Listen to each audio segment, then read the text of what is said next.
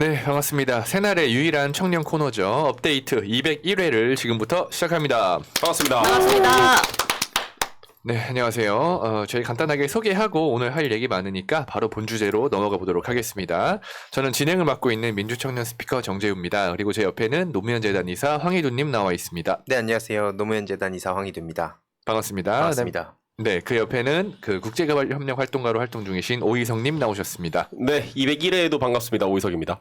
네, 마지막으로 새날의 미래 권력이죠. 보람 PD님 직접 나와 있습니다. 새날의 막내 보람 PD입니다. 반갑습니다. 네, 반갑습니다. 많이들 들어오신 것 같아요. 벌써 시작부터. 저희가 좋아요. 조금 일찍 시작하긴 했는데 구독과 좋아요 여러분들 까먹지 마시고 꼭 눌러주시길 부탁드립니다. 정변형님 오셨군요. 아이고. 내가 출연하는 금요시사도 청년 프로 아니었어? 꼭 이런 분들 계시거든요. 내가 나이는 5, 60인데 마음 많은 청년이야 하시는 분들 계시거든요. 아이, 또 형님인데 또 굳이 나이가 50이라고 또 이렇게 얘기하면 또 그러니까. 50 아니에요. 예. 저는 50이라고 확정을 지으셨네. 아니. 그러니까. 저는 아닙니다, 정변님. 예, 방금 그렇게 말씀하신 것 같아요. 아무튼 알겠습니다. 예. 오늘 또 힘차게 오이석이 지지지부터 출발해 보도록 하겠습니다. 네, 오희석의 지지지. 오늘 또 201회를 맞아서 좀 재밌는 뉴스 뭐 없을까 하다가 흥미로운 게 있어서 하나 또 같이 얘기를 해보려고 합니다. 제가 우리 방송을 통해서 기후변화 회의론자들에 대해서 몇 번 말씀을 드린 적이 있어요. 네. 버거형. 버거, 셸런 버거도 있고 또 뭐 기억나는 사람. 근데 기후변화 부정론자가 같은 말인 거죠? 뭐 비슷하게 들어주시면 돼요. 예. 회의론자, 부정론자, 음모론자. 그 한국형 버거형이 계셨는데 그분 성함이 기억이 안 나네요. 박석순. 아, 맞아. 박석순 씨. 4대강 전도사. 네. 뭐 어디 교수 뭐 이화여대 환경공학과. 네. 네. 그 타이틀로 이제 먹고 살고 있는 기후변화 회의론자, 부정론자. 맞죠? 이제 그런 회의론이나 가짜뉴스들이 많이 있어요. 그리고 SNS 들어가면 기후변화에 대해서 부정하는 글들이 많이 있습니다. 영상들도 꽤 있고. 그렇더라고요. 그리고 출처가 보통 방금 얘기 나왔던 그런 셜런버거나 뭐 박석순 이런 사람들이 중간에서 유통하는 내용들이에요. 그럼 저도 이런 거 보면 근데 이런 말도 안 되는 뉴스들이 어떻게 진짜인 것처럼 둔갑해서 SNS에 이렇게 올라오지? 싶거든요. 아니 근데 예를 들어서 그 부정론자들이 그렇게 막 어디 교수나 학자 뭐 무슨 뭐 버거 막 이런 사람들 거 인용해서 공식적으로 발표된 거고 그렇죠. 이거 학술적이고 그렇게 하면은 모르는 사람들 그냥 믿는 거 아니에요? 그렇죠. 권위로 찍어 누르는 거죠. 그거 하나로. 하지만 우리가 그런 내용들이 이제 거짓말이라는 것을 입증할 만한 자료들은 무수히 많습니다. 그 사람들보다 훨씬 똑똑한 사람들이 다수가 모여 있는 조직도 많이 있고요. 그렇기 때문에 우리가 그런 뉴스들을 가짜 뉴스라고 분명하게 얘기를 할 수가 있는데 최근에 좀 흥미로웠던 가짜 뉴스가 하나 있었어요. 왜 얼마 전에 하와이에 산불 크게 난 거 얘기했었잖아요. 네. 근데 미국에서 이 산불을 오프라 윈프리가 냈다라는 가짜 뉴스가 한번 돌았어요. 와. 야, 그 요즘 유명인들 관련한 가짜뉴스 많이 나온 것 같아요. 많이 나오죠. 근데 사실 이 하와이에서 일어났던 일은 기후변화 플러스 식민주의의 산물이다라고 우리가 입체적으로 보고 교훈을 얻어야 할 사건인데 이걸 단순하게 오프라 윈프리가 일부러 불을 냈다로 덮어버린 거예요. 그리고 내용 자체는 뭐냐, 왜냐 했더니 원래 살고 있던 사람들을 몰아내고 땅을 사려고. 불을 질렀다. 그 근거로는 이제 오프라 윈프리가 이 하와이에 갖고 있는 땅만 한 400헥타르, 그러니까 축구장 400개 정도 많이 갖고 있어. 부자야. 부자 누나인데 이 부자 누나가 땅을 더 가지려고 일부러 불을 냈다. 그리고 그 큰 불이 났는데 정작 오프라 윈프리가 갖고 있는 400헥타르는 산불로 인한 피해가 전혀 없었다라는 게 근거였어요. 근데 사실 알 수가 없죠. 그 이후에 그게 진짜인지를 입증할 만한 근거가 없어요. 그러네. 그렇게 우리는 기후변화로부터의 교훈을 얻을 만한 기회를 하나 이제 잃어버리는 꼴이 되는 거죠. 이런 그 가짜뉴스들이 많이 돌다 보니까 다양한 매체들이나 뭐 홈페이지나 SNS들에서 기후변화 관련된 가짜뉴스가 돌지 않도록 정책을 많이 업데이트해요. 지금 하나 글이 올라올 텐데 요거는 구글이에요. 구글에서도 이 기후변화 허위 정보로 인해서 아예 수익을 창출하지 못하도록 하겠다라고 정책을 수정하기도 하고 하면서 노력을 하고 있어요. 그런데 구글이 갖고 있는 거 유튜브 있잖아요. 그 유튜브 들어가면 기후변화 허위 정보 많이 있단 말이에요. 엄청 많죠. 그러니까 과연 이런 약속이 잘 지켜지고 있는가? 대해서 미국의 이 연대 조직, 환경단체들의 연대 조직인 허위 정보에 대응하는 기후행동이라는 곳에서 이제 조사를 직접 해봤어요. 네. 얼마나 있나. 그러면서 SNS 5개를 딱 찍어서 조사를 해봅니다. 기후변화 허위 정보를 막기 위해서 노력을 하고 있는지. 이 5개는 메타, 네. 인스타, 페이스북 운영하고 있는, 네. 그리고 유튜브, 그리고 구 트위터 현 X, 그리고 틱톡, 마지막으로 핀터레스트예요. 핀터레스트는 그 이미지를 보드라고 할 수 있죠. 취향에 따라서 저장하고 공유하는 이미지 중심 SNS이죠. 이렇게 5개를 조사를 했고 25개의 질문을 5개의 카테고리로 나눠서 조사를 했는데 지금 같은 랭킹이 나왔어요. 이 랭킹 사실 퀴즈처럼 내려고 하는데 벌써 올라왔네요. 예. 이 조사를 했을 때 가장 기후변화 허위 정보를 막기 위해서 노력을 많이 하는 곳은 핀터레스트 맨 왼쪽에 있는 21점 만점에 12점을 획득했고 꼴찌는 트위터 1점. 아니 근데 네, 유튜브가 생각보다 낮게 있는 게 좀 놀랍네요. 저는 사실 유튜브가 제일 많을 것 같았거든요. 그렇죠. 근데 메타는 그 X 같은 경우에는 소유주부터가 좀 가짜 뉴스라고 할 수 있는 얘기들을 좀 많이 하지 않습니까? 맞습니다. 그 소유주가 얼마나 X인지 뒤에서 또 내용이 나옵니다. 근데 저거 보니까 저게 약간 그 요즘 저는 새 책 쓰느라 게이미피케이션 쪽도 좀 많이 보고 있는데 네. 그런 심리를 잘 반영해 놓은 것 같아요. 지금 아까 그 사진 한번 보면은 네. 그 포인트를 이제 채우고 싶어지는 그 사람들이 있고 이게 있거든요. 그쵸. 실제로서 막 포인트, 배지, 레벨 막 이런 거를 그 금융, 복지, 뭐 그냥 기업 이런 데 다 적용하는 거예요. 네. 근데 이런 심리도 있지 않나. 뭔가 이제 그러면 1등을 하는 기업은 저 나머지 빨갛게 채우면 얼마나 또 뿌듯합니까? 100% 달성. 그렇지. 실제 게임할 때 비웃어요? 맞아요. 그런 심리가 있죠. 네, 게임할 때 레벨업 하고 싶은, 채우고 맞아요. 싶은 욕구. 실제로 영향이 많이 있지. 보는 사람들도 만약 저를 핀터레스트가 더 채웠다 그러면 야 핀터레스트가 그치. 깨어있네. 잘하네. X 봐봐요 저거. X 봐봐 진짜 X잖아. 그러네. 네. 보면은 핀터레스트 이 질문들의 카테고리가 5개 정도 있는데 하나는 기후변화 허위 정보를 막기 위한 정책이 있는가. 두 번째는 투명성. 우리가 기후변화 허위 정보라고 신고를 해. 그럼 신고한 다음에 어떻게 돼? 신고를 했으면은 이거에 대해서 그 제재가 있어야 될 거 아니에요. 그쵸. 그리고 제재를 어디까지 했고 어떤 결과가 나왔다라고 신고한 사람한테 알려줘야 되잖아. 그런 투명성이 있는가가 이제 투명성이 들어가고 세 번째는 수익 창출을 금지하는가. 네 번째는 프라이버시인데 이건 뭐냐면 화석연료 기업 같은 데에다가 SNS 유저들의 개인 데이터를 판매하는가. 이런 걸 보는 거예요. 와. 그리고 5번째는 진짜로 정책을 실행하는가.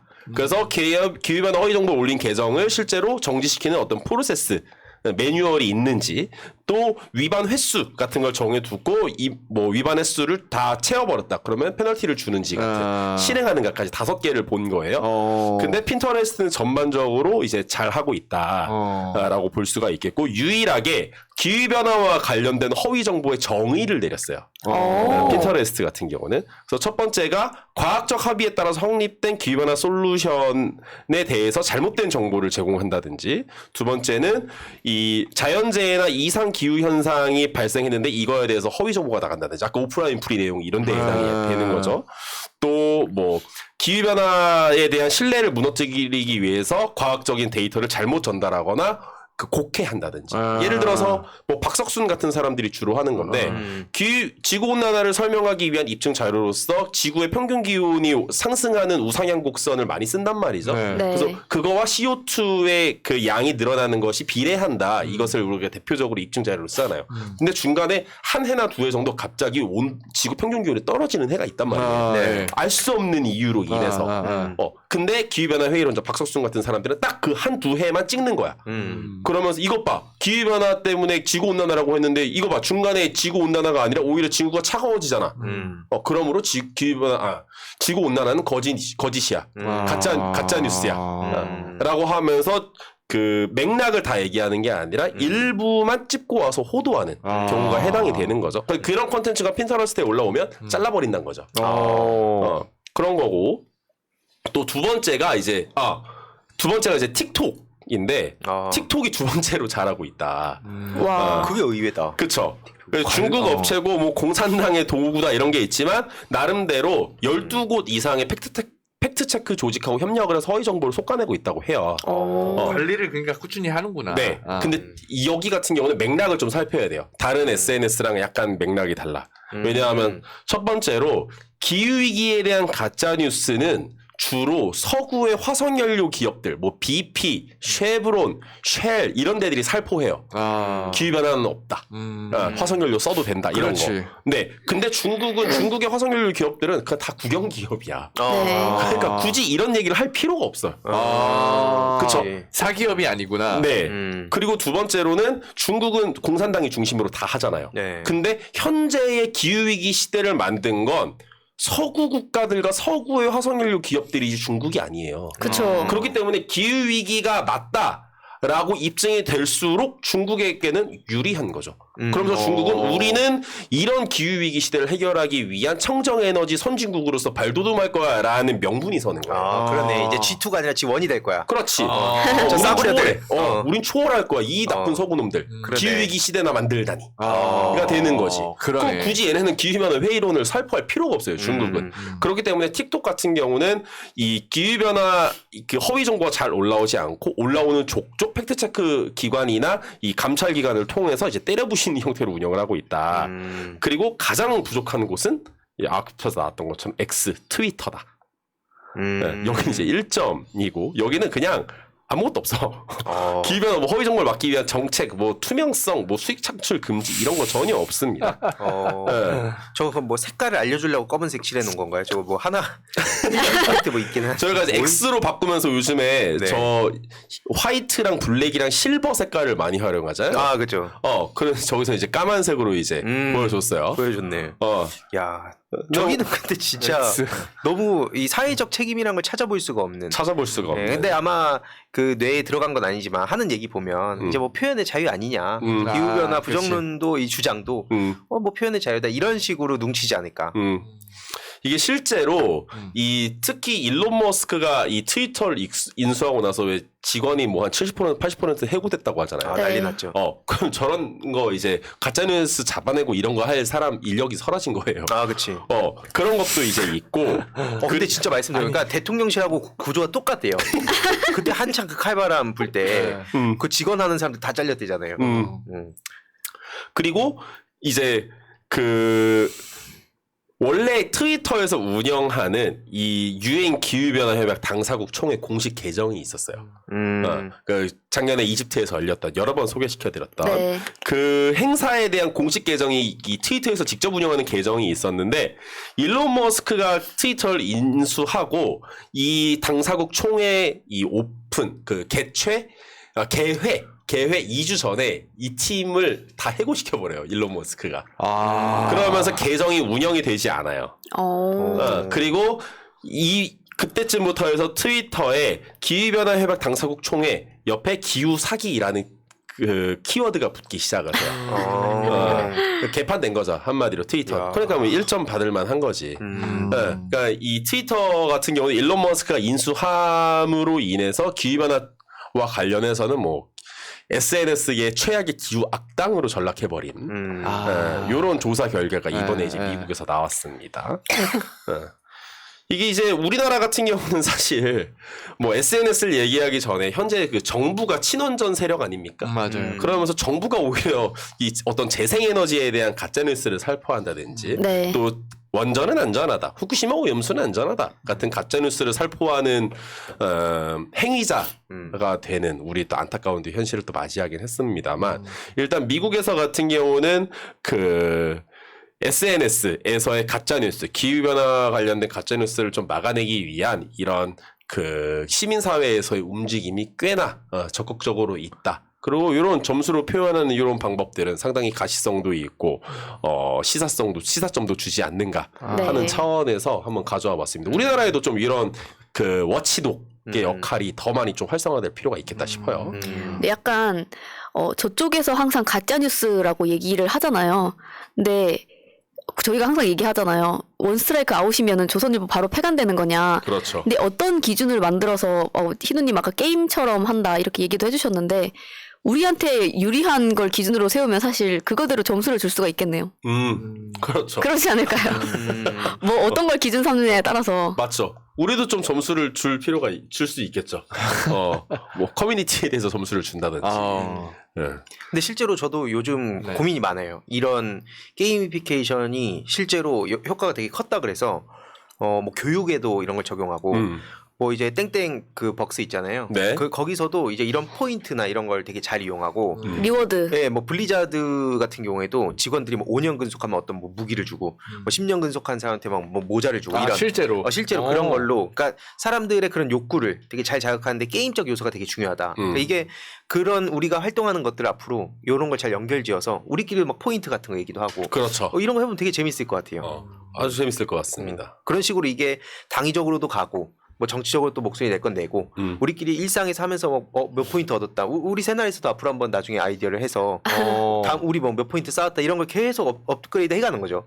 우리가 좋죠. 1년 2년 뒤에 각자 몇 포인트를 쌓았는지 아니면 또 역으로 포인트를 깎는 것도 있대요. 게임을 할 때. 막 10만 포인트를 다 얻고 시작하는데 가장 먼저 이걸 만약에 재훈님 같은 경우에 제일 많이 떨어지겠죠. 많이 이제 떨어지는 화석 연료. 이거 약간 들으면 저 해리포터 생각나요. 왜요? 기숙사에다가 점수를 주고 나중에 그 벌점을 줘서 깎기도 하고 그렇게 하잖아요. 그럼. 기숙사에. 그래서 네. 포인트를 쌓든지 깎든지 해가지고 저희들도 이렇게 실천하는 모습 이걸 보면 또 일상생활에서 이걸 보시는 분들이 적용할 수 있으니까 그런 거 하면 되게 재밌겠다 싶네요. 아주 좋습니다. 한번 다음에 한번 아이디어 준비를. 또. 또 아이디어 한번 또 네. 기획해봐야 되겠네요. 네.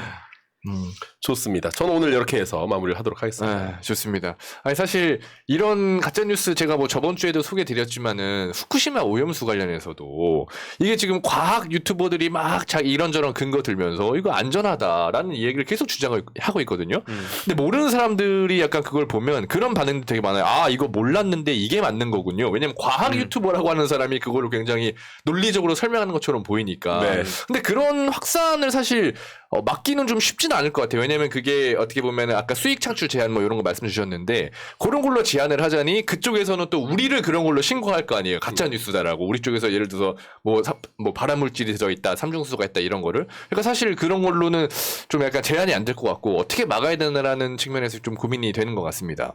그래서 이게 결국에는 말씀하신 것처럼 그러니까 이게 진영으로 나뉘고 결국엔 이게 또 정치적으로 어떻게 해석했다 이렇게 가니까 네, 그러니까. 기업에서 그러니까 최대한 책임 안 질라고 그쵸. 난 이거 자유야.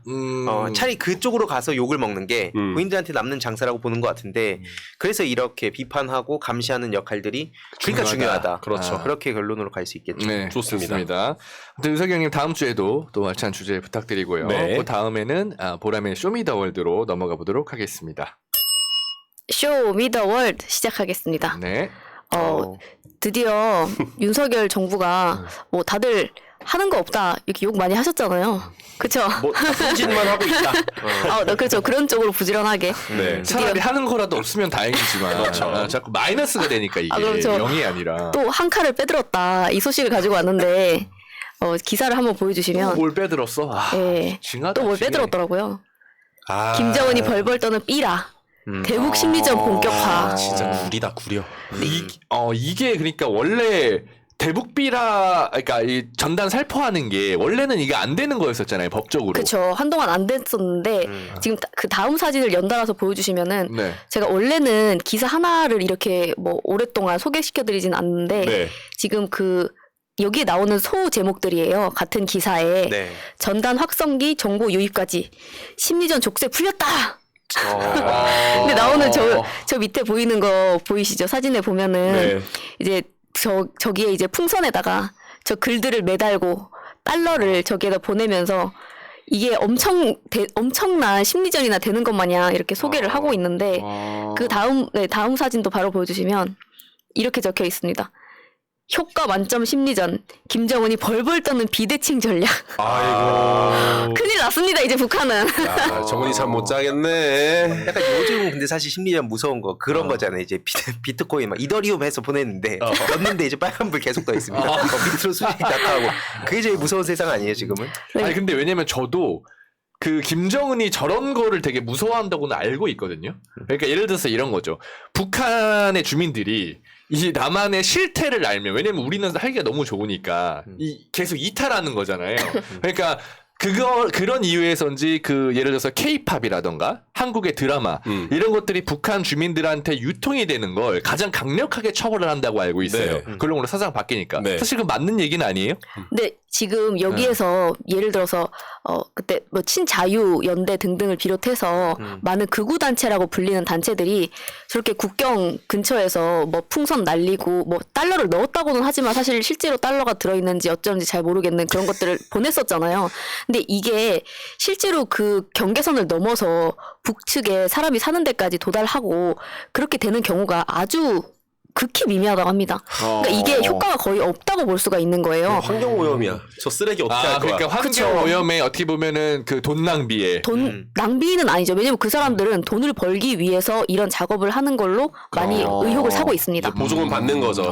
보조금 받고 사람들이 이걸로 유튜브로 틀어 제끼면은 이제 슈퍼챗 나오고 뭐 여러 가지 돈을 받을 수 있으니까 돈벌이 수단으로 지금 많이 알려져 있는데 지금 근데 이거를 다들 그 기억이 나실지 모르겠습니다만 무인기 기억하시나요? 네. 아, 예.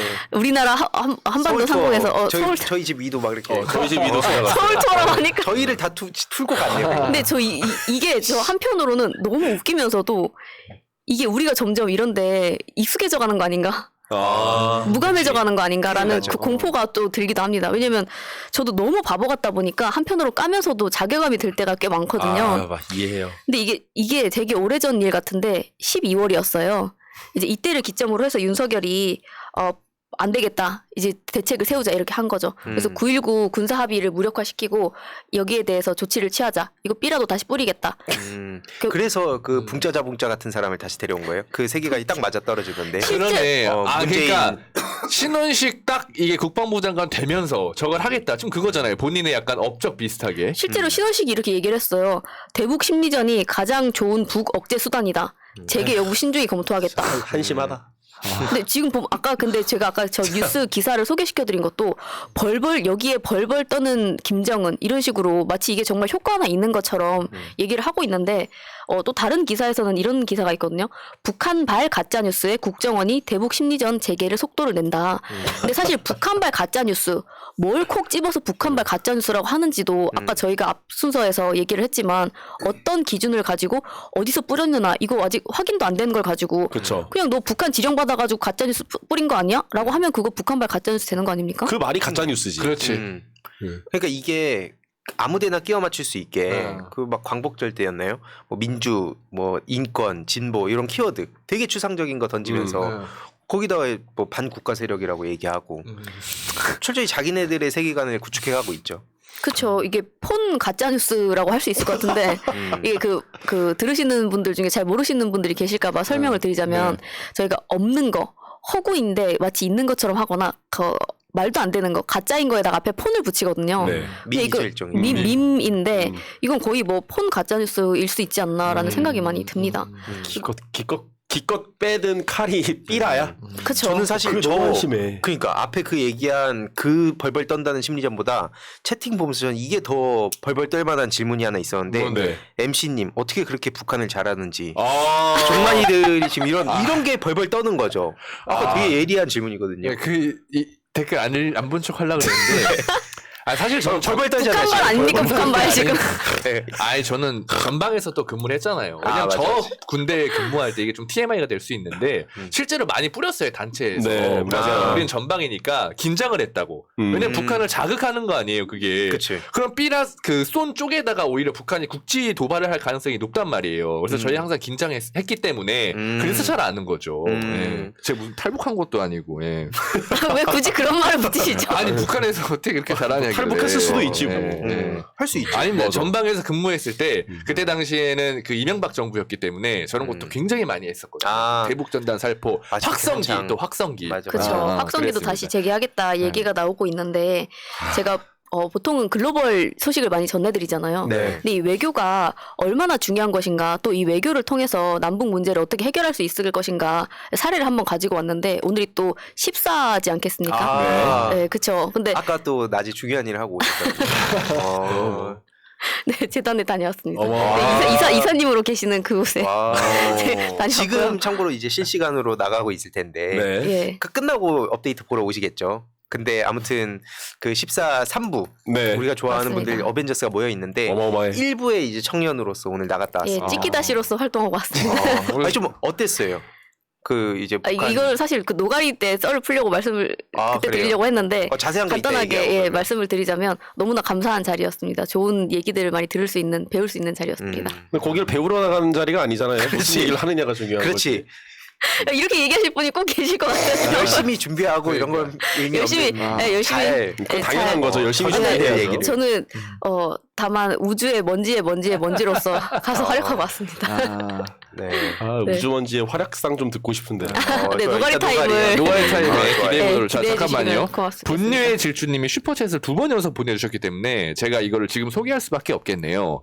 처음에는 새날 아름다운 청년들 감사드립니다. 보람 PD님 오늘은 똑똑하다. 원래 이쁘다고 해주셨는데 오늘은 똑똑하다는 거니까 조금 좀 체크를 해보셔야 될 것 같아요. 뭘 체크해보라는 얘기죠? 아니 뭐 거울을 본다던가. 아니 멘트가 바뀌었으니까 확인해 보시고요. 얼평을 하네요. 방송 아니에요. 얼평은 이런 아니에요. 어처구니 없는 일이 벌어지고 있습니다. 여러분. 얼평은 아니에요. 방송 중에 이게 무슨 일이야? 아니, 얼평은 아니에요. 예. 오해하지 마세요. 자, 두 번째. 또 보내주셨어요. 오늘 미국 주식 배당금 받은 거 재우님 잘생겨서 쏜다. 이거 읽으려고 하는 거죠. 아니에요. 두 번 보내주셨기 때문에 지금 감사합니다. 네. 주님. 역시 예 이어가시죠. 예. 아니 소개해야죠. 이 중요한 좋아요, 건데 좋아요. 슈퍼챗 해야죠. 예, 이어가시죠. 예, 아까 윤석열이 9.19 군사 합의를 무력화시키겠다라는 식으로 지금 행동을 해나가고 있는데 이게 실제로 역사 속에서 그리고 남북 관계에 있어서 얼마나 중요한 의미를 지니는지 여기에 대해서도 좀 설명을 드리고 싶은데 네. 일단 사진 한번 보여주시면 김대중 대통령과 클린턴 사진이죠. 근데 실제로 김대중 대통령이 햇볕 정책을 풀어 나가시는 과정에서 실제로는 우리 내부에서의 지지보다는 미국에서 외교를 통해서 훨씬 더 설득을 많이 하셨고 네. 그걸로 인해서 탄력을 받을 수 있었다고 하더라고요. 왜냐하면 내부에서는 아무래도 북한에 대한 안 좋은 인식을 가지고 계신 분들도 많이 계시고 그쵸. 하다 보니까 네. 퍼준다 어쩐다 욕 많이 했잖아요. 그렇죠. 그치? 퍼주기에 대한 논란이 많이 있었음에도 계속 대차게 해나가셨던 것이 저는 김대중 대통령의 정말 소신이고 능력이 아니었나 생각이 많이 맞아. 듭니다. 그래서 또 저렇게 남북 회담도 하시고 사진 보여주시면은 야, 네. 추억이다. 그쵸. 이게 기억을 하시는 분들이 또 많이 계시겠죠. 아무래도 그렇죠.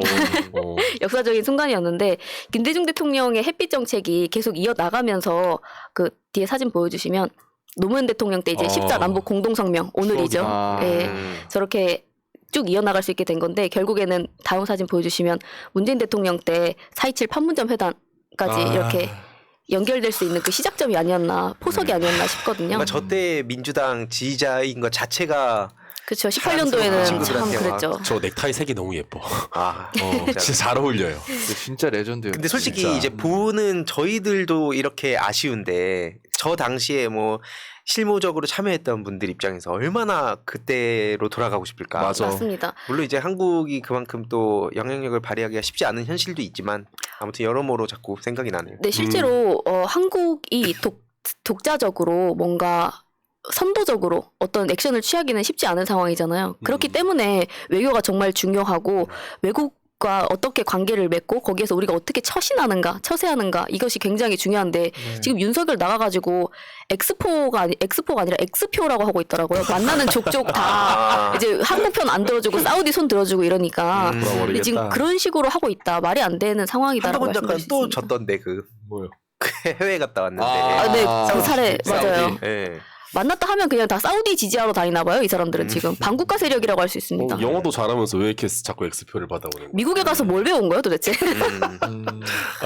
답답하다 진짜. 네, 그래서 오늘은 저 이만 간단하게 이렇게 기억을 되살리면서 우리 외교와 국방에 대한 중요성을 다시 한 번 더 새기고 지나갔으면 합니다. 좋습니다. 자, 분유의 질주님이 슈퍼챗 또 보내주셨는데 아이고. 황희사님 기후 아저씨 섭섭할까봐 또 쏩니다. 여러분 아이고. 모두 감사드립니다. 감사합니다. 또 이렇게 그리고 분유의 질주님이 질문 하나 주셨는데 새날 공개 방송 어디서 신청하나요? 이렇게 질문 주셨어요. 보람 PD님 답변 좀 해주시죠. 새날 텔레그램 정보방에 들어오시면 정보를 받아보실 수 있을 겁니다. 그럼 어떻게 들어가야 되나요? 모르시는 분들은 새날 새날 텔레그램 여기- 정보방 들어가려면 새날 텔레그램 정보방은 그 네. 시사 방송이나 새날 영상 보시는 것마다 네. 댓글이 올라와 있어요. 댓글에. 지금 네, 이 생각- 영상 그 설명 칸에도 있어요. 이 맞아요. 영상 네. 그 더보기 하면 설명칸 밑에 나올 겁니다. 네. 거기에 있다고 하네요, 분유해줄 주님. 아래쪽에 텔레그램 채널 정보방 가기 네, 맞습니다. 링크가 그거, 있어요. 네, 그거 클릭하시면 아마 채팅방으로 연결되실 것 같아요. 네, 그리고 뭐 이민우님, 이 찍들은 왜 북한을 싫어할까요? 이렇게 또 질문도 주셨는데, 그거에 대해서 가장 대답 잘할 수 있는 분이 바로 지훈님도 예, 예전에 생각 떠올리면서 그렇죠. 아니, 그러니까 근데 저는 진짜 근데 저도 약간 궁금했어요. 왜냐면 이찍이라고 다 싫어하진 않거든요. 제 맞아요. 주변만 와도. 근데 왜 사실은 싫어하셨어요? 저는 그러니까 뭐 이렇게 생각은 하고 있는데, 그러니까 군대가 사실 그런 영향이 좀 있는 것 같아요. 왜냐면 사상교육으로. 군대에서 북한은 주적이고 그리고 북한인 때문에 너희들이 군대에 끌려와 있고 이런 정신교육과 사상교육을 2년 동안 받지 않습니까? 그쵸. 근데 딱 사회에 나와보면 민주당이랑 그러니까 파란당이랑 빨간당이랑 스탠스가 명확하잖아요. 그러니까 민주당은 평화 협력으로 가야 되고 저 빨간 쪽 애들은 뭐 강력한 힘만이 억제 수단이다 이런 식으로 가다 보니까 사실 그 군대가 어느 정도 큰 영향을 주지 않나라는 저는 이렇게 생각을 하고 있는 거죠. 그리고 실제로 20대 젊은 청년들이 군대를 막 전역하고 나온 그 딱 나이기 때문에 그렇습니다. 그러니까 이게 덧붙이자면 유승민 같은 사람이 저는 그 물론 상대적으로 합리적인 얘기를 되게 많이 하면서도 비판적으로 보는 이유가 뭐냐면요. 그 문재인 대통령 그 대선 토론 때 북한이 주적이냐고 계속 물어봐요. 네. 그거 이제 무슨 의도가 있으면 딱 그 아까 재현님 같은 그 생각을 가진 분들, 특히 젊은 층들, 군대 갔다 온 사람들이 딱 보고 있는데, 쟤 주적이라고 말 못한다. 그러면서 그렇죠. 이게 저 내통하는 거 아니야? 저거 막 좌파 빨갱이 아니야? 간첩 아니야? 이렇게 또 연결되거든요. 맞아요. 혹은 그렇게까지는 생각 안 하더라도 그래도 북한에 왜 할 말 못하지? 그러면서 맞아요. 계속 자극하는 거라서 네. 참 저런 식으로 하는 게 맞나? 그래놓고 이제 와가지고 합리적인 얘기하는 게 과연 맞는 건가? 물론 저 윤석열 대통령에 비하면 많이 합리적이긴 하지만 저런 식으로 그 자꾸 자극하는 건 좀 아니다. 맞아요. 네, 저도 뭐 간단하게 끝내려고 했는데 말씀을 해주시니까, 근데 더 이상 뭐 민주 정권, 보수 정권이라고 해서 어떤 틀에 얽매이고 이렇게 할 필요도 저는 이제는 없다고 생각이 들거든요. 맞아요. 예를 들어서 북한 인권 문제에 대해서 오늘도 질문을 하고 왔는데 아마 3부에서 그 현인분들께서 대답을 해주시고 계시는 중일 거라고 생각합니다. 근데 왜 민주정부가 들어섰을 때 북한 인권에 대해서는 유독 언급을 하지 않는가 이런 문제도 있을 수가 있고 예를 들어서 이재명 대표 같은 경우에는 대선 때 나도 북한에 대해서 할 거 하고 할 말은 하겠다라는 식으로 얘기를 하셨거든요. 근데 이게 더 이상 뭐 연속성을 가지고 가야지 정부마다 이렇게 바뀌면은 어떻게 되겠냐라는 생각이 많이 들기도 합니다. 네. 맞아요. 되게 어려운 문제이긴 맞아요. 하더라고요. 그 틈을 아까 그래서 저런 거 날리는 삐라 날리고 이런 사람들이 그 틈을 파고드는 거잖아요. 그렇죠. 맞아요. 네, 그래서 북한 인권에 관심이 없는 모순적이고 뭐 선택적인 인권을 얘기하는 민주정부라고 때리면서 사실 그게 뉴라이트랑도 연결이 되거든요. 그래서 이 민주당의 위선 이런 것까지 다 연결이 되는데 되게 복잡하지만 나중에 이런 얘기들 조금 더 자세히 해봐도 좋겠습니다. 좋아요. 네, 그러니까- 다음에 또 네, 그러니까 뭐 사실 군대 때문에 보수화된다 이 대남들이 요게 아니라 이제 보수화되는 데는 군대가 상당수 영향이 있다. 저는 이렇게 좀 말씀을 드리고 싶습니다. 네. 그렇죠. 뭐 이제 딱 한 가지 이유 때문 아니라도 그렇죠. 이런 것 때문에 뭔가 비호감 호감이 나뉘고 네, 맞습니다. 그러면서 다른 요소들이 막 겹쳐지면서 그게 굳혀지죠. 네. 그렇죠. 좋습니다. 자, 이렇게 그 보람의 쇼미더월드는 마무리하고 그다음에 바로 황희주의 스팀팩으로 넘어가 보도록 하겠습니다. 네, 황희도의 스팀팩 오늘 주제는 그 썸네일에도 나와 있지만 뭐 유시민 작가님을 최근에 비난을 했는데 저 사람에 대해서 생각보다 논란이 안 되더라고요. 그래가지고 어떤 사람인가? 누구죠? 바로 첫 사진 하나 보여드릴 텐데 근데 네. 약간 이런 게 좀 생각이 들어요. 그러니까 저희가 이런 사람을 소개할 때 그 두 가지 틈이 있잖아요. 그러니까 말대로 굳이 이 사람을 언급해서 우리가 공론화시킬, 그러니까 띄워줄 필요가 있느냐, 아니면은 이 사람은 좀 언급을 해야 되겠다. 여기 나는 또 언급해야 된다고 판단하셨군요. 그렇습니다. 왜냐하면 저 사람이 밖에서 그냥 떠들 때는 저 신경 안 썼죠, 당연히. 네. 근데 이게 어떤 서사가 있는지를 제가 좀 말씀드리려고 합니다. 일단 국민의힘 청년 대변인이에요. 김정식이라는 사람인데 아는 분들도 계시겠지만 대부분 모를 거예요. 정말 처음 문제가 들어봐요. 굉장히 많은 사람인데 그 음. 동시에 이제 예의주시할 필요가 있다. 그래서 국민의힘 청년 대변인이 어떤 짓을 저지르고 있는가, 왜 저렇게 잣대가 다른가, 이거에 대해서 좀 얘기를 해보려고 하는데 네. 다음 사진 꽤 보여드릴게요. 들어본 이름인데요. 오 그래요? 네. 저는 아무튼 어디서 들어봤어요? 소개해 주실 것 같아요. 네. 이게 안 오케이. 믿기지만 지금 나오고 있는 사진 여기 스윗한남이라는 말 스윗 국민의힘의 공식 논평이고요. 이게 일부 커뮤니티에서 논란이 되긴 했습니다. 저게 정당의 청년 대변인의 공식 논평이 맞냐? 맞다. 이거 뭐 펜코 DC 유동릭이 와가지고 지금 대변인 하는 거냐? 뭐 이런 비판들도 있었는데 애매할 때 이게 뭐가 문제지 싶을 땐 뒤집어서 이게 만약에 민주당이었다면 어떤 식으로 논란이 됐을까? 그 김정식이고 뭐건 몰라도 상관없습니다. 민주당 청년 대변인 해가지고 기사가 얼마나 쏟아졌을까? 그렇죠. 소위 민주당, 문재인, 이재명 대입법을 써보면 지금 저게 얼마나 무시무시한 일인지를 알 수 있는 거거든요. 거기에 만약에 뭐 다른 어떤 무슨 여라든지 무슨 남이라든지 이거 붙여갖고 저랬으면 얼마나 난리 났을까. 이건 빙산의 일각에 불과하고요. 다음 사진 한번 보여드리겠습니다. 이것도 자세히 얘기하면 굳이 그런 거 이제 알릴 필요가 없죠. 다만 이런 식으로 끔찍한 반응이 한둘이 아닌데 문재인 전 이거를 대통령을 직접 그 청년 대변인이 저렇게 막 대자보도 만들어가지고 모욕 수준을 넘어서 심각한 가짜뉴스 유포하고 일대 수준이죠, 진짜 저거는. 신전대협이라는 곳의 출신이에요. 근데 여기가 86을 비난하면서 민주당과 문재인 정부의 전대협이 있었잖아요. 그 네. 출신 인사들이 많이 있었는데 그걸 조롱하기 위해서 신전대협이라고 이름을 붙이고 온갖 어그로성 콘텐츠들 유포하고 대학가에 저런 대자보나 포스터를 붙여요. 그럼 이게 기가 막힌 건 언론이 그거를 대학가에 뭐 비판 대자보가 붙었다. 그런 식으로 보도를 해줍니다. 그리고 참고로 저 청년은 신의 한 수나 아니면 펜앤마이크나 이런 데도 출연을 해서 자기 얘기를 막 하고 했었거든요. 그러니까 지금 채팅방에서도 이 정도면 저 사진 보시고 명예훼손 아니냐. 그러네요. 그 얘기가 바로 나오거든요. 네, 실제로 그래서 다음 사진 바로 보여드리자면 네. 당시에 이제 너무 심각한 선 넘은 발언을 해서 문재인 전 대통령이 고소를 결심했습니다. 네, 근데 저 이 여기서- 사건이 기억나요. 여기서 이거는 진짜 유명하지. 여기서 근데 중요한 건 뭐냐면 국민의힘은 말할 것도 없고 언론 보도랑 정의당 행태를 전 좀 얘기를 하고 싶어요. 저 오른쪽에 있는 거 보시면 아시겠지만 그 문재인 전 대통령한테 그 고소를 취하하라 그럽니다. 아무리 그래도 30대 청년한테 고소하는 건 아니지 않냐. 정의당에서. 네, 정의당에서. 지금 언론에서도 김건희한테 가서 그 얘기 좀 했으면 좋겠습니다. 와, 난 언론에서도 이제 마찬가지로 30대 청년이라고 프레임을 짰는데 문제는 뭐 정의당에서는 뻔히 내막을 알면서도 저런 식으로 비판을 했다는 거죠. 당시에 뭐 정부를 비판하는 야당 이런 식으로 또 본인들의 포지셔닝을 하기 위한 목적이라고 생각을 하는데 제가 이때 진짜 속이 뒤집혔어요. 그 이유는 바로 다음 사진을 보면서 설명을 드리고 싶은데 앞에 보시면 이제 30대 청년으로 나왔잖아요. 제 이 기사를 보시면 제가 어지간하면은 별로 이런 거 신경 안 쓰는데 당시 짜증이 났던 이유가 있습니다. 제가 이명박 측에 고발당했을 때 저 언론 저 보세요. 여당 황희도 고발, 여당 선대위원장 고발, 민주당 공천관리위원 고발. 보세요. 무슨 의미냐면 그러네. 이거는 민주당 딱지 다 갖다 붙여요. 보도 자체가. 그럼 사람들이 딱 저관여층이나 무관심층이 이 기사를 접했을 때 어떤 느낌이 들겠습니까? 민주당 사고 쳤네. 그렇지. 민주당 또 뭐 저거 사고 쳤네, 선동했네 이럴 거고 앞에 저 30대 청년이라고 했죠. 다음 사진 한번 보여드릴게요. 당시에 그래서 최민희 전 의원님이 아하. 아직까지도 제가 그 마음에 일종의 빚이 있습니다. 되게 감사드렸던 게 뭐냐면 왜 황희도랑 김정식은 다르게 차별을 하는가? 네. 한마디로 민주당에 있는 저와 국힘에 있는 저 사람이 일반 청년이 아니었어요. 그쵸. 국민의힘에 있는 그 김정식은 왜 다른 잣대로 때리냐? 당시에 전 이명박 측과 저렇게 할 때 뭐 실형까지 구형했었고 최근에 뭐 사회봉사까지 결국 했죠. 네. 근데 반면 저 김정식이라는 사람에 대해서는 막 선친 문재인 전 대통령의 그 부친에 대해서도 막 친일 얘기하고 네. 막 온갖 모욕적인 얘기를 했는데도 그냥 오히려 관용. 뭐 이거 문제 아니야. 이거 표현의 자유야. 이런 식으로 권력을 비판한 것처럼 사람들이 포장을 하니까 이거에 대해서 공개적으로 글을 남겨주셨고 다음 사진 보여드리면 당시 이제 오창석 평론가 그분도 이제 응원을 해줬는데 이게 그렇게 위로가 되더라고요. 그러니까 정치인들도 제가 진짜 여기저기 많이 도움을 주고 뭐 얻어낼 생각을 하고 들은 게 아니지만 이제 뒤로 연락을 주지 공개적으로 저렇게 저를 응원한다는 얘기를 한 사람이 거의 없었거든요. 근데 앞에 최민희 전 의원님하고 오창석 평론가님이 이때 왜 이렇게 다른 잣대를 들이대냐 이걸로 공개적으로 비판을 했습니다. 보시면 아시겠지만 저 김정식이라는 사람이 그냥 30대 청년이 아니고요.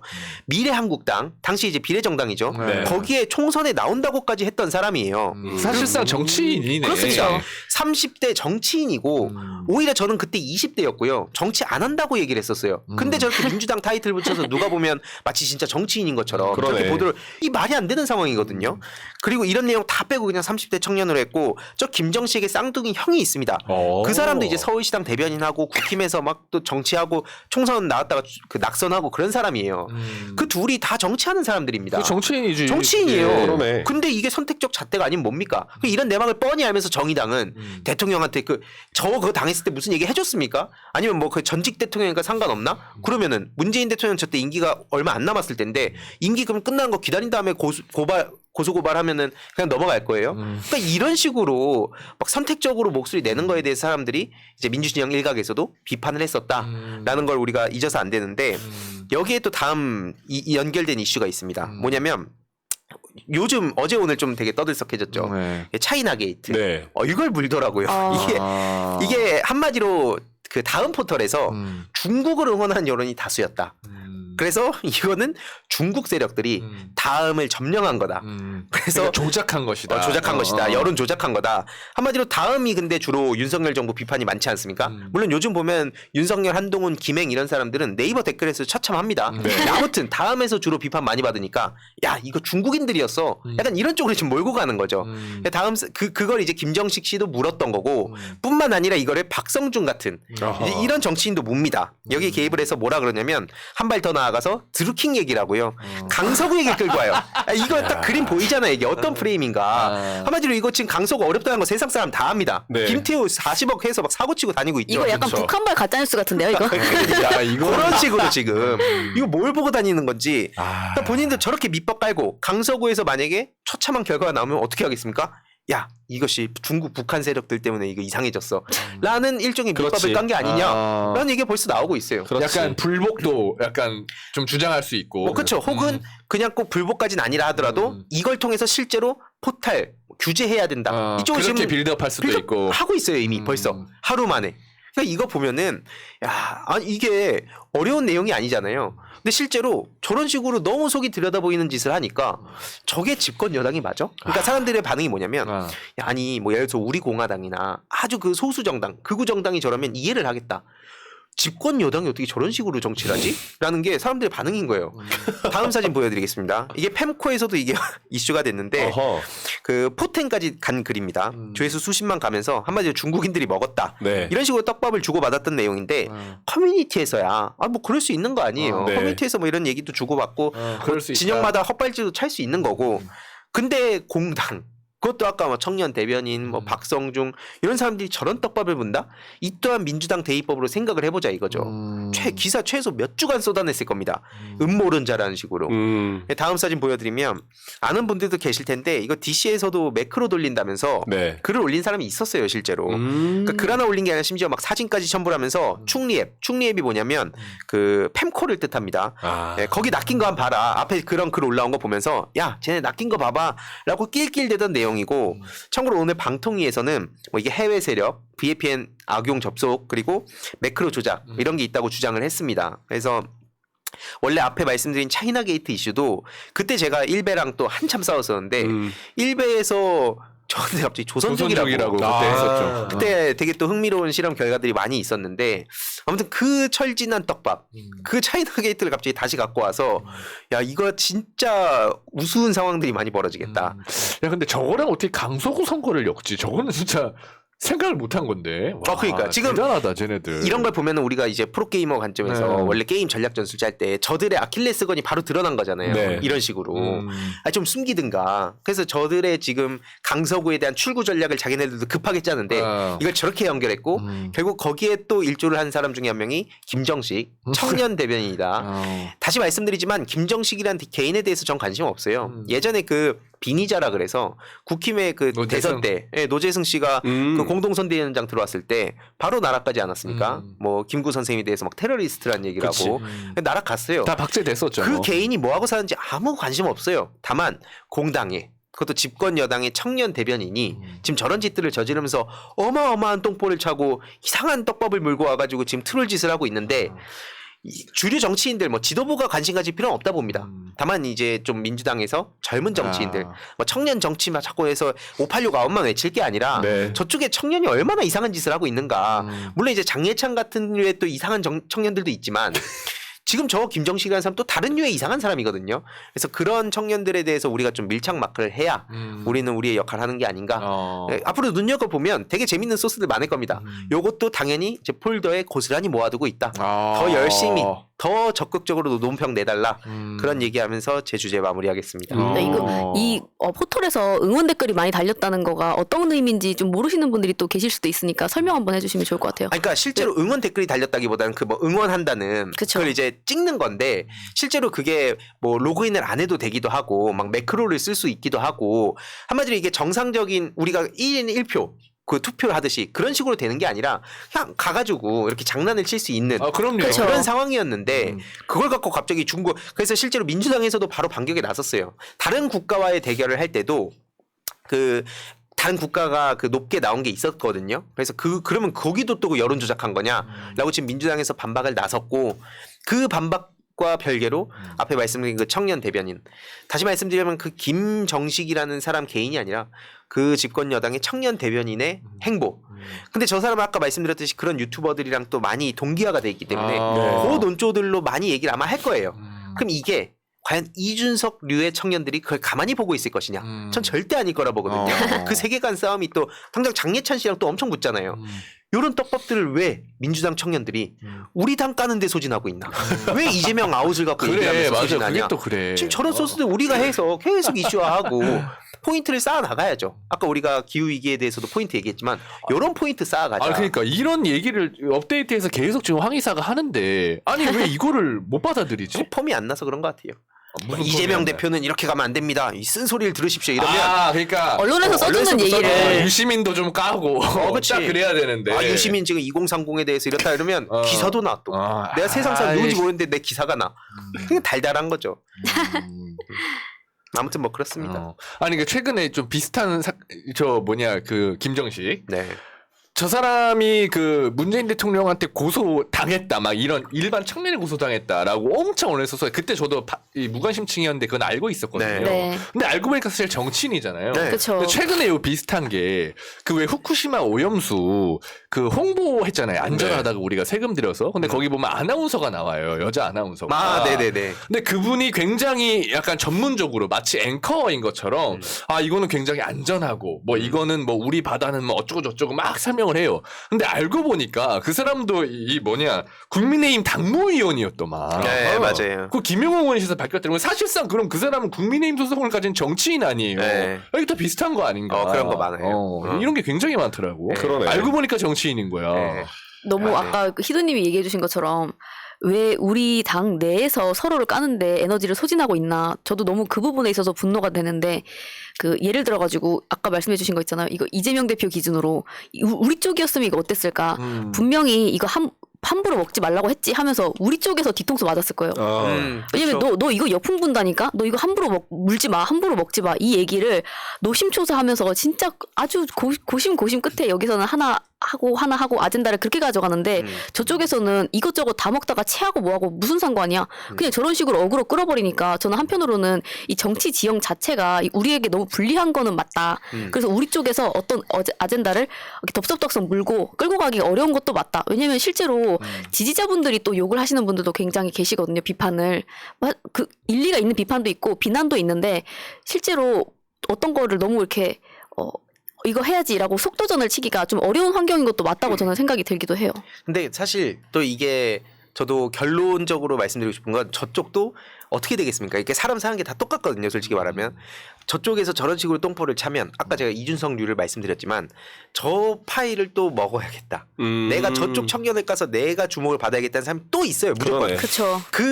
지금은 이게 아직 그 수면 위로 드러나지 않았지만 그 사람이 누군가 나올 거고 그걸 통해서 우리가 이제 예측이 가능한 거잖아요. 이것도 이제 먼저 온 미래라고 해야 될까요? 이게 있는 거거든요. 그런 걸 잘 보면서 우리가 적재적소에 이 흐름을 파악하고 빈틈을 계속 때리면 그러면 이제 저쪽 내부에서도 성이 허물어진다. 네, 저도 방법은 다 있죠. 이름을 언급하면 너무 띄워주는 것 같아서 얘기하진 않겠지만 실제로 이준석을 까고 있는 뭐 이준석 키즈라고 불리기엔 조금 뭐 그럴 수도 있겠지만 이준석 그런 까는 사람들이 있더라고요. 같은 당이면서도. 네, 아니, 그러니까 실제로 민주당 내에 그래서 우리가 답답하잖아요. 왜 이럴까? 근데 그건 영원히 없어지지 않을 거고 어떻게 보면 저쪽도 기회의 땅이잖아요. 그 기회의 땅이기 때문에 저기도 그 욕망이나 이익이라는 키워드는 똘똘 뭉치지만 그게 침해당했다고 생각하는 순간 민주당보다 더 싫어하는 경우가 훨씬 많더라고요. 그래서 장예찬 씨보다 그러니까 저보다 장예찬 씨를 더 싫어하는 이준석 지지자들이 되게 많습니다. 저도 극혐하지만 거기는 더 극혐하는 거죠. 그래서 이런 것들을 우리가 그러니까 약간 그런 심리 같아요. 우리도 약간 국민의힘 웬만한 의원들보다 네. 이 민주당 내에 그 과일, 그치 막 중요한 토론 나가서 과일을 막 캐버리고 싶은 그치. 것처럼 이제 김건희 녹취록 타이밍인데 그런 거 필요합니다. 이제 시작이 더 이상 우리 당에서 그거 이야기하면 내가 안 디바면 안 됩니다. 이러면 쟤 뭐하냐 지금 덜 받지. 그렇게 덜 받는 거야. 네, 이게 그쵸. 공감이 되는 거거든요. 네, 사실. 그쵸. 결국 이것 또한 그래서 인간의 심리고 그런 의미에서 아까 그 이상한 뭐 심리전 그런 거 말고 인간의 심리와 욕망과 이런 흐름들은 꾸준히 우리가 포착할 필요 있다. 그런 생각으로 마무리하겠습니다. 좋습니다. 오늘 황 이사님 주제 좀 일찍 끝내셨기 때문에 나머지 10분 우리 시청자분들하고 소통하는 시간 갖다가 방송 마무리하도록 하겠습니다. 노회찬은 정의당이 아니라 노회찬 혼자 노력했던 거죠. 정의당 얘기 아까 희두님이 하셨으니까 또 이런 정의당에 대한 분노가 굉장히 많네요. 그렇죠. 이게 최근에 그래서 우리가 대체제 어, 얘기 또 한번 하고 넘어가면 좋을 것 같아요. 네. 3인당. 그렇죠. 3인당. 사회민주당. 그러니까 전 그래서 그런 얘기 한번 해봤으면 좋겠어요. 얘기 나온 김에 예를 들어서 의석이 형님 같은 경우에 나중에 저희가 언젠가는 총선 지나고 이런 주제로 한번 얘기해봐도 좋을 텐데 네. 사회민주라는 말을 이제 공식적으로 쓸 수 있는 단계까지 온 거잖아요. 이게 한국이 진짜 우경화돼 있다고 지금도 보면은 암울하죠. 윤석열 정부 들어서서. 네. 근데 사회민주당이라는 말을 공식적으로 꺼낼 수 있다는 것 자체가 이런 식으로 막 갈팡질팡하면서 또 변하는구나. 그치. 그 말을 못 꺼냈는데 대한민국에서. 그래서 원래 정의당이란 말로 이제 했었던 거 아니에요 그때 막. 근데 정의란 무엇인가 열풍이랑 해서. 네. 근데 이렇게 온 거는 그러면 나중에 이제 의석이 형님이 생각하는 생태 문명이라든지 요런 이 흐름으로 어떻게든 가고 있다. 그런 관점에서 우리가 얘기를 해봐도 재밌는 이슈들이 많겠다 싶더라고요. 그렇죠. 진짜 생태 민주당 뭐 이런 거 나오지 않을까 이제. 그럴 어쨌든 수도 변화하는 있겠죠. 거니까. 아, 근데 그럴 사회라는 말을 정말 우리 사회에서 못 썼잖아요. 사회인데 네. 사회라는 말을 못 썼고 실제로 지금이야 우리나라가 뭐 사회적 기업, 사회적 경제가 어느 정도 이제 자리를 잡아가는 단계가 됐습니다만 처음에 이 사회적 경제라는 단어를 쓰는 것조차도 빨갱이다. 라고 했던 게 이제 한참 이명박 정부 때였죠. 네. 그러니까 사회라는 말을 못 쓰는 이상한 사회였는데 어쨌거나 그런 것들을 조금씩 뚫고 가면서 이제는 좀 수면 위로 많이 올라오지 않았나. 그런데 한편으로는 또 예를 들어서 기후변화를 그러니까 기후 정의를 외치는 이제 진영에서는 또 탈자본주의를 얘기하면서 그럼 탈자본주의 어떻게 할 거야? 라고 했을 때 사회주의를 많이 꺼내와요. 네. 그러니까 우리가 생각하는 사회주의를 그러니까 과연 우리 사회에 의해서 통용될 수 있는 사상이 될 것인가에 대해서는 우리가 아직은 뭐 빨갱이에 대한 그런 여론 호도도 이겨내야 될 것이고 그리고 사실 일반 그런 시민들도 색깔론이 너무 우리 사회에 우리 사회 깊게 모르잖아. 박혀 있기 때문에 공산주의랑 사회주의 구분 못 하잖아요. 그러니까 사회주의가 함의하고 있는 가치를 모르잖아요. 분명히 그러면서 우리는 수정자본주의야. 자본주의를 가면서 사회주의에서 가치를 자꾸 가져와. 복지 가져오잖아. 그렇게 우리는 흘러가고 있음에도 불구하고 사회주의를 사회주의라고 부르지 못하는 사회인데 이번에 사회민주당이라는 당이 나오는 것 자체는 물론 사회민주주의가 삼인주의라고 하면서 이제 북유럽의 사상으로서 우리나라에도 많이 들어왔기 때문에 어느 정도 통용될 수도 있습니다만 그래도 공당에 사회를 붙일 수 있는 시기가 되었다라는 거는 느리지만 정말 이것도 진보하는 거 아닌가 싶어요.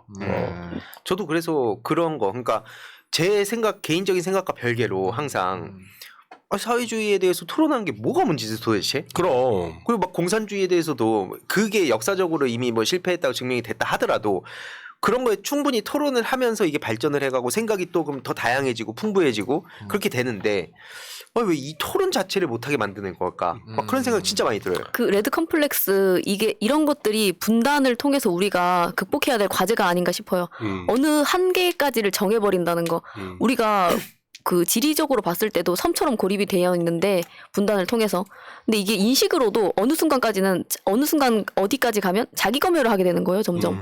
그런 것들이 오히려 인식을 되게 좁게 만드는 거죠. 한계를 만들어 버리는 거고. 그렇죠. 그래서 오늘 안 그래도 그 14 가서 맞아요. 행사 가서 그거 그 얘기 그런 얘기들도 나누고 왔는데 네, 사회를 봐주신 분이 이 현대사 몽타주를 쓰신 김동기 교수님이 또 받으셨어요.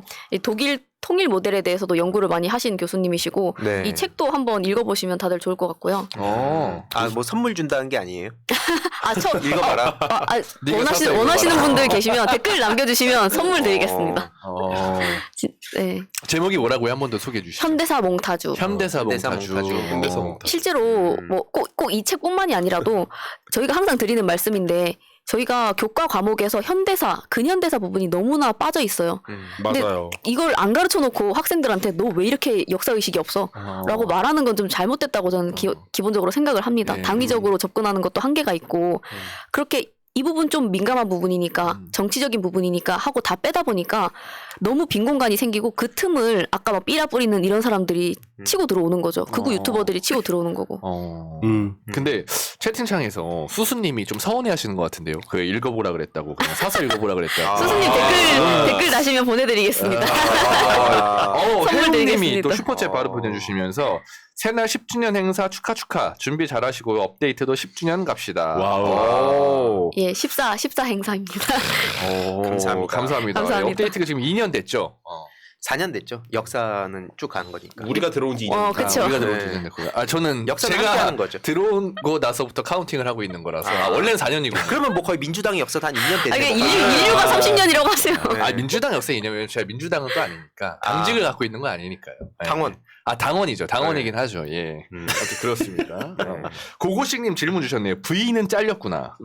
잘렸구나가 아니라. 네, 잘렸다기보다 오늘 그 오이석 형님 땜빵으로 나와. 이성님이 마음에 안 드시나요? 저희가 준비한 오이석이. 고고식님 그러니까 약간 이 말씀 같아. 오이석 자리에 V 데리고 와라. 이거 아니에요? 공개 방송 때 봬요 고고식님. 보고 싶어요. 예. 보고 싶습니다. 그런 거군요. 네. 네. 책 두께가 너무 두껍다. 뭐 이런 의견도 주시나요? 이 책 보니까 사진도 많고 글자 크기가 커요. 그래요? 페이지는 400페이지인데 책 한번 한 200페이지. 이 종만이들 같이 뺀질거리는 사람들이 이런다고 책 두께가 막 굵으면 책을 안 읽고 또 이런 스타일이 있다고요. 종만이는 네. 근데 두꺼운 책 좋아하는 걸로 알고 있어요. 그래요? 근데 목심으로 써야 돼서. 네. 빼고 자야 돼서. 네, 그래서 주무시는데 그러네. 사용하시더라고요. 주무시는데 맞네. 재훈님 마지막에 읽은 책이 뭐예요? 한국인의 마음속엔 우리가 있다. 왜요?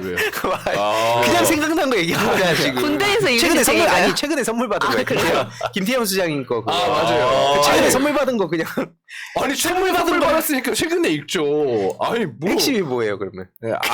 한국인이 마음속에 어떤 심리가 깊이 이게 내재돼 있나 네. 그런 것들 다루시는 근데 저는 책이죠. 이런 게 좋은 게 그러니까 이게 한국인들이 예를 들어서 이런 거 우리라는 표현을 많이 쓰는 거 그치. 이런 거 그렇지. 그러니까 그 안에 우리의 문화가 들어가 있는 거잖아요. 그치. 그래서 사실 한국 보수가 이상하다고 얘기할 수밖에 없어요.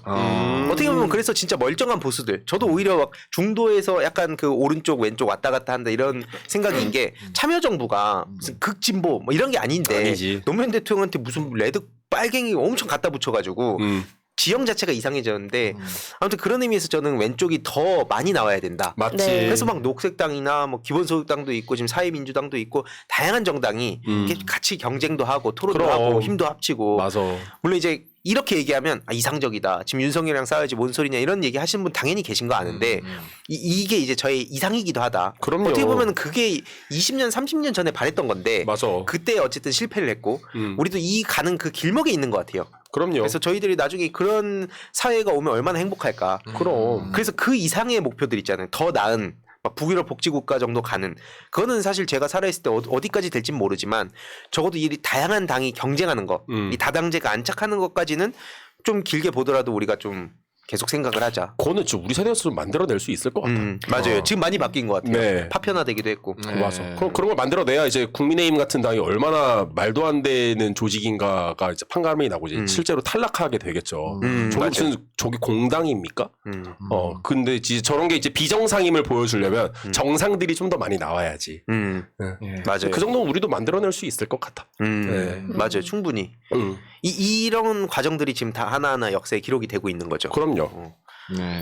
저는 아까 구독유지님께서 노회찬 정의당이 아니라 노회찬 혼자 노력했던 거지요 해주셨던 말씀이 계속 마음에 남기도 해가지고 저는 약간 좀 비관적으로 낙관하자라는 주의긴 한데 좀 비관적인 생각이 많이 들긴 합니다. 왜냐면 저도 노회찬 평전을 읽으면서 들었던 생각이 이건 진짜 노회찬이니까 이렇게 할 수 있는 거구나라는 생각이 굉장히 많이 들었었거든요. 네. 지금도 많은 분들께서 노회찬 대표를 그리워하시고 안타까워하고 하실 텐데 맞아요. 실제로 지금 정의당뿐만이 아니라 다른 진보 정당 표방한 정당들 중에서 뭐 예를 들어서 노동의 가치라던가 뭐 진짜로 뭐 여성 인권에 대해서 얘기하시는 분들도 뭐 계시겠지만 여러 가지 가치들을 정말 진정성 있게 끌고 나갈 사실 저도 진정성이라는 말을 그렇게 좋아하진 않습니다만 이런 사람이 얼마나 될까라는 생각이 또 한편으로는 아쉽기도 했는데 딱 마침 사회민주당이 이번에 출범을 해줘서 저도 거기에 굉장히 많은 기대를 걸고 있습니다. 그게 되게 와닿았어요. 뭐냐면 그러니까 노무현보다 더 민주당답게 노회찬보다 더 정의당 더 답게인가 그런 식으로 좋다. 그러니까 한마디로 노무현과 노회찬 의원님이 만나는 지점이 되게 그런 실사구시적인 거. 그러니까 원리 원칙도 중요하면서도 동시에 이 현실적으로 바꾸기 위해서 타협할 건 타협하는 거 그런 것들을 구현해 가는 게 중요한데 그렇죠. 때론 그냥 원리 원칙만 얘기하는 거는 사실 너무 쉽죠. 그렇게 하면 안 돼. 라고 욕하면 그다음에 어떡할 건데가 안 되는데 그런 걸 계속 조정하니까 양쪽에서 욕을 먹고 맞아요. 네, 그 힘듦. 근데 어떻게 보면 지금 민주당도 사실 그렇게 갔으면 좋겠는데 오히려 되게 이상하게 지금 민주당은 너무 덩치가 커진 경향이 네. 있습니다. 그래서 좀 왼쪽에서 그걸 좀 쉐빙선 역할을 끌어줄 수 있는 역할이 정말 필요하다고 생각이 들고 그렇죠. 노회찬 대표가 이 그 대중적 그 진보 정당을 표방을 하셨잖아요. 결국에 운동을 하시는 분들이 그 동력도 중요하죠, 물론. 근데 그것만으로는 갈 수 없다. 시민들의 공감대 형성이 같이 있어야 된다라는 얘기를 많이 하셨는데 그게 아까 딱 말씀해주신 것처럼 노무현 대통령님과도 맥이 닿아 있는 부분이고 네. 실제로 많은 분들이 저도 그래서 기대가 됐던 부분이 그냥 너무 뭐 교조적인 얘기, 시민들과 동떨어진 얘기하지 않고 실제 우리들에게 맞아요. 와닿는 얘기를 좀 해주지 않을까라고 많이 기대가 됩니다. 안 그래도 채팅창이 계속 지금 그 얘기 나오는데 심지어 정의당은 뭐 구역질 난다 막 이런 표현까지 있는데 사실 저는 지지자들이 마지막으로 참아준 게 최근에 그 후쿠시마 오염수 그 연설에서 집회에 나와서 그 정의당 이정미 대표가 발언할 때가 근데 지지자들 막 야유했었잖아요. 근데 네. 그럼에도 불구하고 이제 좀 어떻게든 참아줬다고 생각을 하거든요. 마지막으로. 근데 이번에 가결표를 그렇게 그쵸. 던지면서 저는 이제 완전히 뭐 돌아섰다고 생각합니다. 이쪽에서 뭐 네. 그 아까 제가 얘기한 게 그러니까 민주당보다 노무현 그 답게 그리고 정의당보다 노회찬답게 이거였는데 결국에는 그 정의당에 대한 어떤 그 과거 정의당에 대한 부채의식이 있거나 한 분들은 사회민주당 한번 지켜봐 주셔도 좋을 것 같아요. 네. 자, 좋습니다. 뭐 이상한 얘기도 많이 나오고 있네요. 뭐 제가 뭐 이를 안 닦아서 뭐 임플란트를 하는 사람도 뭐 이런 게 있는데 아닙니다, 여러분들. 예. 저 양치 잘 하고요. 이게 지금 양치 잘 하시고요. 양치 잘하가요. 저 종만이들이 지금 프레이밍을 씌우려고 하는 것 같아요. 예. 양치 잘합니다. 예. 양치 저 치아 잘하시고. 되게 좋아요. 예. 거의 이거 국정원 프로농급의 심리전인 것 같은데요. 이 정도. 뭐 이상한 얘기를 하고 있어. 갑자기 뜬금없이. 죄송한데 안 궁금하니까 이제 네. 끝내도 될까요? 아니 제가 해명은 해야죠. 네, 저 얘기하시는 거 보니까 끊을 때가 된 것 같습니다. 제가 양치 안 하는 사람으로 낙인 찍힐 수 있으니까 그건 일단 해명을 한 거고요. 좀 제 시간 아니겠습니까? 예. 이 본인 시간 아니잖아요. 아니, 시청자분들의 시간이잖아요. 그게 아니라 그렇죠. 원래 이게 프레임으로 해서 이러면 이제 말리는 거잖아요. 제가 MB 아바타입니까 하다가 날아가는 그분이 딱 아니, 이거 아니. 해명하다가 아니 이 정도는 해명을 해야 돼요. 알겠어요. 예. 이 정도는 해명을 해야 약간 되고. 제가 양치 안 합니까 하고 하실 것 같은데. 그럼 이제 정재원 양치질밖에 더 안 이상 떠올라. 이 얘기 하지 마세요. 이제 얘기하기 끝난 거고. 악취 검사를 받아와요. 네, 아니 이거는 그래요. 프레이밍을 종이를 씌울 가져와, 수 있기 종이를. 때문에 여기까지만 하겠습니다. 네, 이제 정재우의 괜히- 노가리가 아니라 정재우 양치질로 해가지고 아니. 괜히 이거 봐. 괜히 또 이거 여기다 심리전 하려고 여러 정재우의 가그린으로 해. 그래 가그린. 아니 됐습니다. 자 황혜주님 마지막으로 뭐 할 얘기 있나요?